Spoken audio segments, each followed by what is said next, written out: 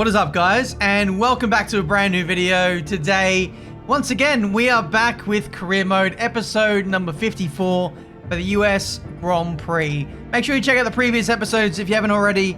I've literally uploaded like 4 or maybe 5 career mode episodes in the last week. It's been pretty crazy. We are trying to get this series as complete as we can before Gran Turismo 7 comes out. So, favoring some resource points in favor of consolidating some more upgrades. That's on the agenda for the time being. 2.6k resource points. If you're new to the series or you just tuned in, we have a regulation change heading our way for Season 4. So we need to consolidate all the upgrades we put on the car, because at the start of this announcement, there were 65 upgrades at risk of being lost if we didn't consolidate them. Now we've consolidated about 4 or 5 so far, so we've got many more to do, and we're going to spend the rest of our 2.6k to shore up the future performance of this car. We did chassis, and more specifically, we did weight reduction last episode. Today, we're going to do some front downforce stuff, starting off with the ultimate and then the major upgrades. That's what we want to protect the most, because that gives us the most benefit, obviously. So we don't want to be doing those expensive upgrades again next season if we can't consolidate everything. So, yeah, that's what I'm going for first. We'll probably do rear downforce next, and then maybe engine power. I don't know. We'll see how we go. But thankfully, we've got a lot of races in this season to earn resource points and I guess prepare for the pending doom that is Season 4. So it's not like regulation changes of previous seasons where we only had 3 or 4 races to prepare. We still have 7 to go. So hopefully we'll be able to do a considerable amount of recovery between now and the end of the season. But yeah, turning down some extra resource points there in favor of Ayrton Senna having better focus. That's what we want heading into this next race. We want Ayrton to be firing on all cylinders because he needs to be beating Verstappen. We need him to take points away from our championship rival, and I need to be on form as well. So there's lots at stake. We still want to focus on this season, and having Ayrton performing at his best is the way to go. Anyway, we're finally doing some driver perks. I couldn't tell you the last time we did this, maybe Season 2. But we finally have some fun spare, so we're upgrading development feedback. We did power mapping. Now that I think about it, we'll probably just do the rest, to be honest. We'll do social media team and media coaching, because why not? I think after that now, we're probably going to bank the points, bank the money we have for the end of the season, and just kind of save for next season's teammate. So performance index, no real changes at the top of the order. Aston Martin overtaking Williams. Unfortunately, Alfa Romeo and Haas haven't upgraded at all in Season 3. I don't know what they're playing at. Maybe they're going for glory in Season 4. They are just focusing on next year's car. So watch out for those guys, because they have the least to lose and the least to consolidate, so they could be front runners. Anyway, practice done. Time for qualifying for the US Grand Prix.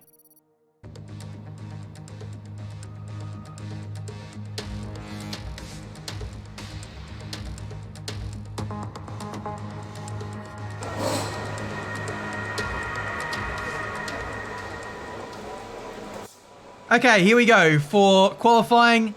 Normally this track is not good for the player.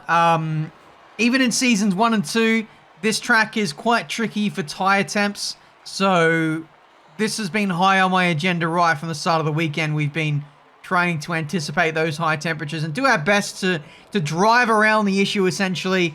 But it's really those high-speed S's in the first sector which really catch us out. It's pretty much unavoidable. We've done our best job with setup management to drive around it. We've lowered the front tire pressures to minimize the temps on the fronts. As long as the car's not sliding around in the rear, it's a surefire way to lower the temps, but it's not everything. As you can see, we're heading into Q2 now. We've lowered the rear pressures again on the rears. And we're starting off with a very cool flying lap. So, it kind of worked. The tires still got to 104, 105 degrees-ish, I think. But what it's meant is the slow run up to start this lap, the low tire temps, has meant that the tire temperatures at the end of the lap are actually a lot better. We're going purple to the second sector split. It came at a cost of time through the first sector because the tires weren't really up to temperature through turn 1, so we lost a bit of time there. Sector 3, though, you can see we're continuing to find ground compared to our banker run on a used set of tires from Q1. Across the line, 5.5 tenths improvement, and that does get us through to qualifying 3. And near enough on the pace with our teammates. So things are working so far this weekend, touch wood. We're going to move into Q3 now.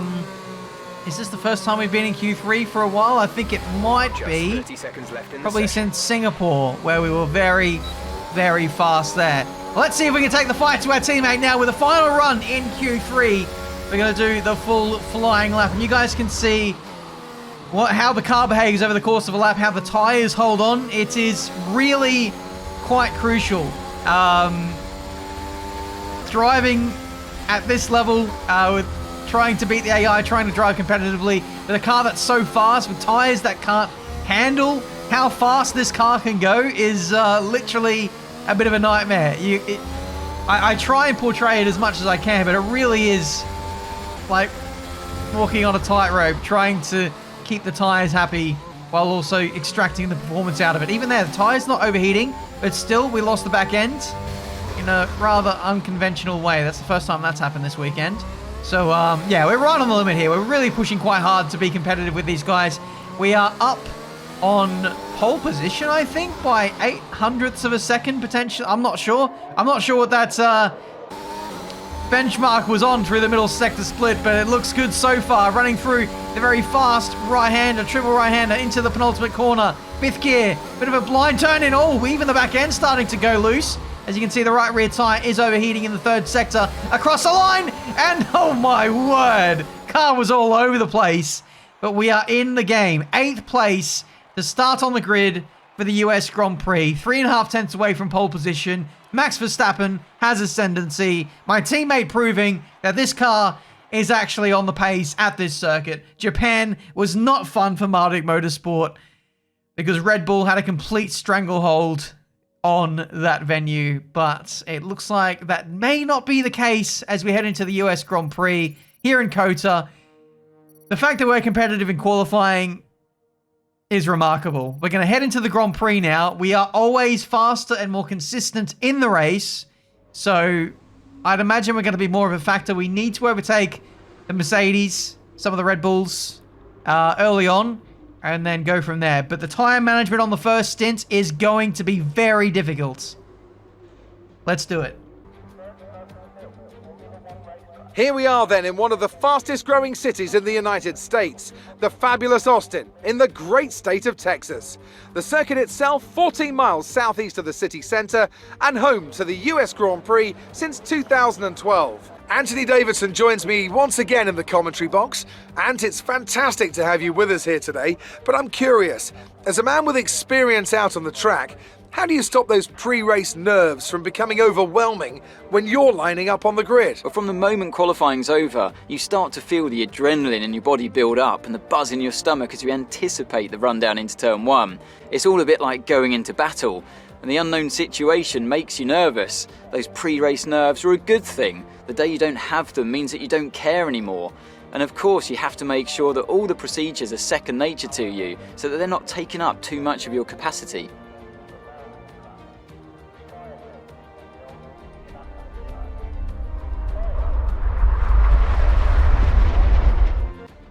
Let's run you through the driver grid order for today's exciting race. Young superstar Max Verstappen starts from pole position, and Ayrton Senna completes the front row. Moving on to the rest of the grid, we have Leclerc, Perez, Lewis Hamilton and Sainz, Bottas, Benjamin, Ricciardo and Lando Norris.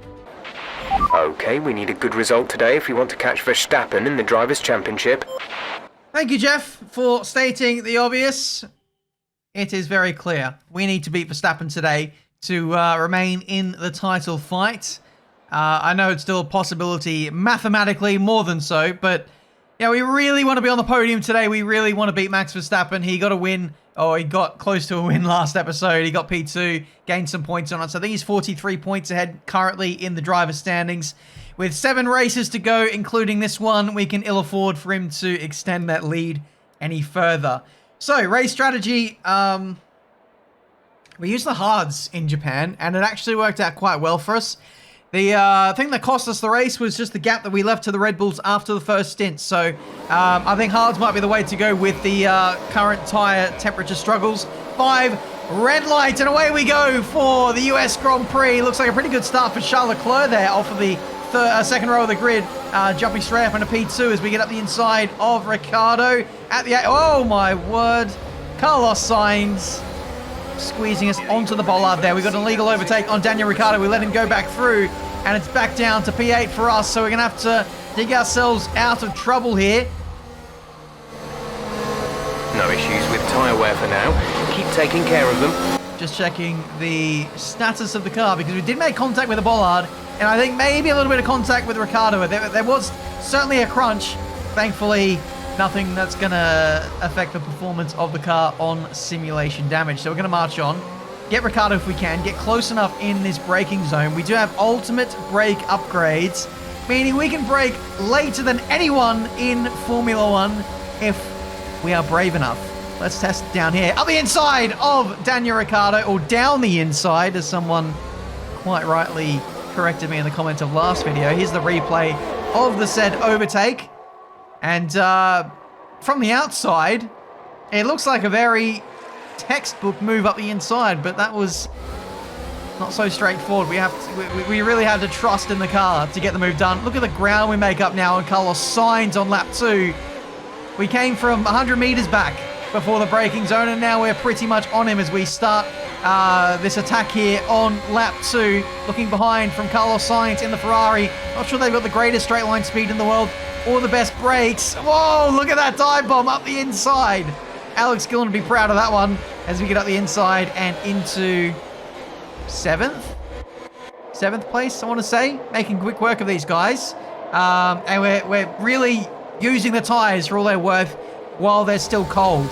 So after about 3 or 4 laps, the temps really start to come up. And it might be difficult, but I'm doing my best to try and manage it. Right rear is on 104 degrees right now. Any higher, and I'm a little bit uncomfortable. And here it comes. It's kicking in now on lap 3. Right rear, not happy. Left rear is going to start kicking in as well. 107 degrees. Do you want to calm down? What was it, a few years ago, Ferrari had, I don't know, liquid coming out of their car and sometimes hitting their tire. I need some kind of cooling device with the rear tires. It is an absolute joke. So, doing our best to manage so far. Purple to the middle sector, but look at that sliding out of the last corner. The right rear particularly is not happy around this place, and I think it's only going to get worse as the tires degrade. We're still on heavy fuel, a lot of energy going through the tires, and it's proving to be very difficult to run with these guys. Thankfully, we've got the DRS, and we're within 1 second, because if we're having to run this pace on our own, it's not going to be good, and that's just too much. I think we need a box. I think we need to get off these tires, get onto the mediums, or dare I say it, the hards. As you can see, Carlos Sainz retaking that position. The straight line speed of this car, coupled with DRS, is no match for the Ferrari. P6. But it's proving to be very difficult. I wanted to box on that last lap, but look at the gap between us and the back markers. If we stop now, we emerge right in the thick of it with the back markers. So we are actually better off sticking it out on the slower tire, or the tire that's not working for us right now, because we can play our hand, but that's it. We only have one stop in this race to do. If we go on the hards right now, we're going to have to battle through traffic, and we're not going to be faster than the race leaders on the soft compound tire. That's clearly working for them. This strategy only works if we can emerge in clear air, and that might start to happen now. So I'm thinking, now that the race leaders are boxing, we're going to box on this lap. Or perhaps, I was hoping to box last lap, actually. But Ayrton Senna, my teammate, beat me to it. So we're having to do an extra lap here on the soft compound tyres, which is not ideal. We're getting undercut by the race leaders who are already ahead of us. And out resumes my teammate ahead of the Ferrari and the Mercedes. This is squabble going on for McLaren. Lando going around the outside of Ricciardo. Back! And there's contact. It's broken! It's broken! Oh, no. Lando in the mud. McLaren coming together at a race they can ill afford to do so. They need to be getting in the thick of it with the championship leaders having so much at risk. These are the kind of races where McLaren need to be seizing their opportunities, not fighting each other. And there is me struggling so much on the soft compound tyres. We are going to box at the end of this lap. I'm actually not going to go for the hard compound tyres now. That ship has sailed.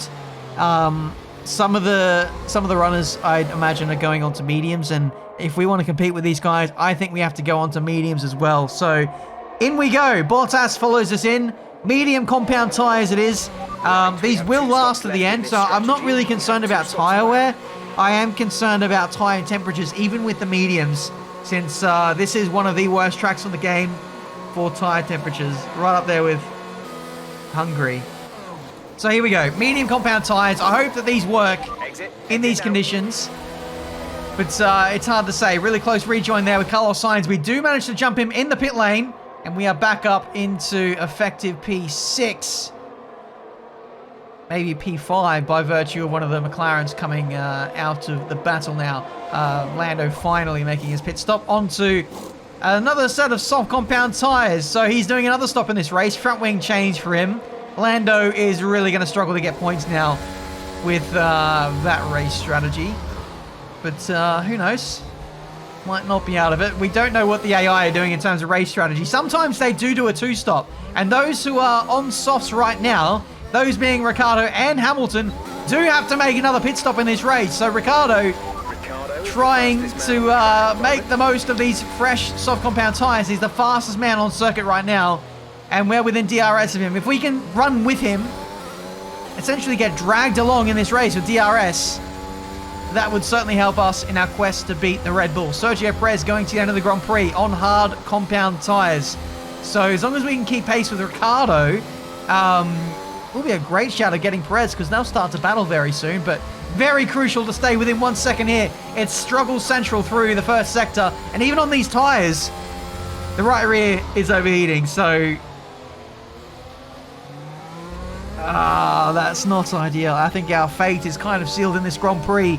We need to get these tyre temps under control. It will get better as this race wears on, as the fuel load burns off and the car is lighter and less energy is going through those rear tyres. But we're going to have to be patient for now. Maybe even just back it off a little bit through that first sector in order to preserve the temperatures of the tyre. Because as soon as it starts overheating, we've got no pace.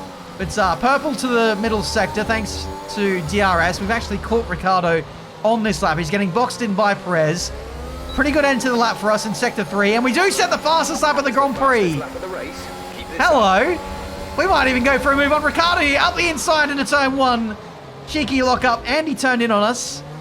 Thankfully, no damage for either of us. And we're now in the box seat to get the Red Bull next.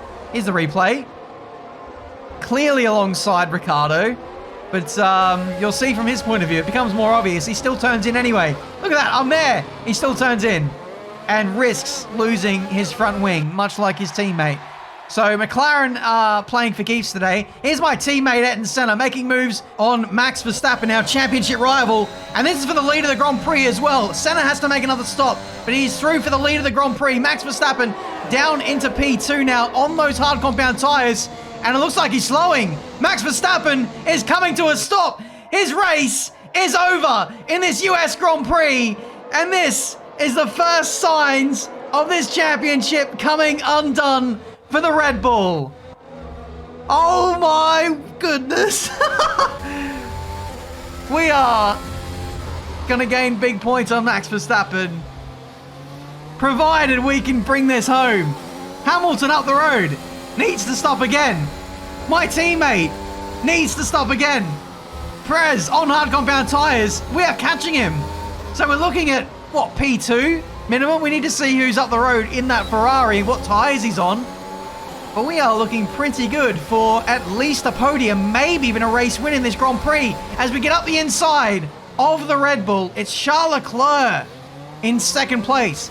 Perez is no longer a factor now, at least for the time being. He might have good pace towards the end, so important to build the gap to him over these next few laps. There's my teammate.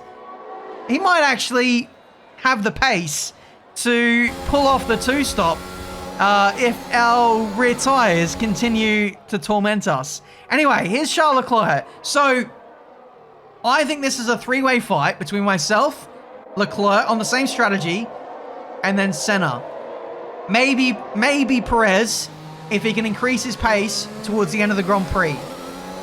These are the factors in this Grand Prix. Hamilton, he's on softs, but he doesn't have the advantage. He doesn't have the gap that Senna does to really make the most of those tyres in the final stint. So I don't think he's a factor in this Grand Prix. So yeah, 3-4-way fight for this US Grand Prix. Max Verstappen out of the Grand Prix. And yeah, championship contenders have a chance to catch up in this race. So we're going to do the best job we can to maximize this Grand Prix. My teammate is now in. Tyres are still overheating. Hamilton's into the pit lane as well, so that frees up myself and Leclerc to assume control of this US Grand Prix. This is crucial. Senna onto a set of medium compound tyres, which he'll be able to push quite hard to get to the end. We are now managing the rears because they're not getting better. We're increasing the front brake bias more towards the front, and hopefully that'll take the stress off the rear tyres in some of the medium and slower speed corners. Hopefully that'll make enough of a difference to keep us under that 105-degree threshold, which is holding us back by multiple tenths. In sectors 1 and towards the end of sector 3, sometimes it's still overheating on the right rear and left rear, to be honest. So might have to bring up the front brake bias again. Latifi out of the Grand Prix. Is that going to bring out a safety car? Someone's come off ahead of you. No, it doesn't. I'm not sure if that would help us or not. I would certainly welcome that. Leclerc is into the pit lane. Leclerc on medium compound tyres into the pit lane with only 9 laps to go in this race. So I thought he was the race leader. Turns out he's doing a two-stop as well, going on to another set of medium compound tyres. So Ferrari, they must have stopped really early in that first stint because they've thrown away this race.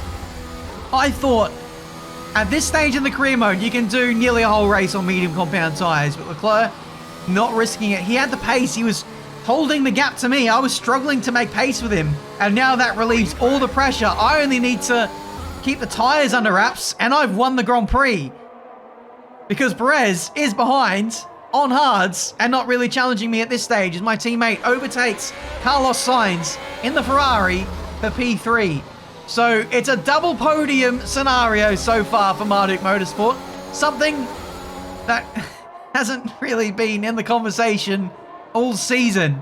But we're coming good at the right end of the season. Now getting away from some lap cars. Perez is upping the pace. So despite us actually getting more in control of the tyre temps, Perez is finding pace somehow in that Red Bull. He's lacking a little bit in Sector 3. We are slowly starting to get better and better at managing the tyres. It's actually getting to a point where we're not even getting above 105 degrees in Sector 1 anymore. It's slowly recovering, and it's showing in the lap times. We are outside of DRS to Sergio Perez. So for the first time in this Grand Prix, we're looking pretty good. We're starting to pull away, but I can't get too ahead of myself. The moment I start pushing is when these tyres really start to die off again, and that's a very poor time lap car getting in the way. Classic Haas being the rolling chicanes in this race. Second warning for track limits. We can ill afford to have another one. That would give the race to Sergio Perez, which is not what we want in this Grand Prix. We have 25 points against our name today, and I intend on keeping those 25 points in an effort to catch Max Verstappen in this championship. Again, just dispatching of lap cars now. We're really starting to find our form now towards the end of this race. Tyre temps are finally not a factor anymore, and we're finally unleashed in this race. Yellow flag through the third sector. It's one of the Ferraris. It's Charles Leclerc. He's got a puncture in this US Grand Prix.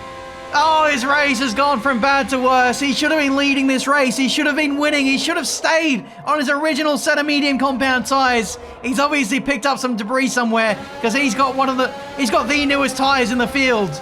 Another pit stop for Ferrari. So many people coming undone in this race. But we've managed to hold firm. We've managed to execute the race strategy absolutely perfectly. We've had to battle all day long with the tyre temps, but managed to keep up a pretty good pace along the way. Final couple of laps now. Perez really starting to drop off on those hard compound tyres. This is the phase of the Grand Prix where he should be at his best, but he's dropping away. Last lap of the Grand Prix. We're absolutely cruising now. We're just bringing this home. Senna, unfortunately, after putting on the medium compound tyres, hasn't showed the same pace. I was hoping he'd get up into P2 and make this a really dominant race win for the team, but a podium for Ayrton Senna is still nothing to shy away from. Last couple of corners now in this US Grand Prix. Max Verstappen retiring with an engine failure. Everyone else falling by the wayside, apart from Marduk Motorsport. Out of the last corner, and we're back in the championship. You worked hard for that one. Congratulations. Tasty. Here we are then, a real team effort to overcome their rivals for a memorable win here today. Ant, talk to me. What do you think it was that sealed the win for them? I think the key here was just the quality of the racecraft, you know? I mean, how many overtakes did they make overall? I'm sure we have a stat person keeping score somewhere, and it was fantastic to watch, wasn't it? This is a strategic sport at the end of the day, but it's always really gratifying to see close-fought battles on track. It's what all the fans are after. A show-stopping performance from the three drivers approaching the podium right now. It's been an interesting Grand Prix, that's for sure. A massive race in the context of this championship. It has swung wide open now. We're probably within a race win of Max Verstappen now. I think it was 43 points or so heading into this race. So, yeah, it'll probably be around 17, 18 points or something like that. So, yeah, we'll check the standings in just a second. But, yeah, a great day for Marduk Motorsport. So many top-end teams just not getting it right today. Sergio, pretty good strategy on the hards, just didn't have the pace really. The Mercedes two-stopped, the McLarens clattered into the side of each other, the Ferraris, they had their own issues as well. And then, yeah, we're consistent. Senna did a two-stop but had amazing pace, but unfortunately didn't have it to back it up in that final stint. So only got third in the end. But yeah, driver standings, 18 points behind Max Verstappen. And this championship is well on for the final 6 races of this championship. I can't wait. I honestly can't wait to see how this ends. Looking quite tricky to catch Red Bull in the Constructors. They are still, of course, very, very consistent when they actually get to the end of a Grand Prix. So, yeah, 6 races to go. I believe the next one we have next is Mexico. And again, that's a strong track for me. Also a strong track for Red Bull and Max Verstappen, so could be a tit-for-tat race there. I'm really intrigued to see how the Saudi Grand Prix is going to go. Since I haven't done that one in career mode, I don't have any real benchmark as to what the AI are capable of around there. And of course, we're going to have to kind of get up to speed at that circuit. So, again, need another race win, but the scenario is slightly more relaxed. It seems like a bit more of a achievable goal now of winning this driver's standings, but still a very long way to go. Thank you so much for watching. Leave a like if you enjoyed. Subscribe to the channel if you're new to see plenty more racing game content. Until the next one, the Mexican Grand Prix. I'll see you next time.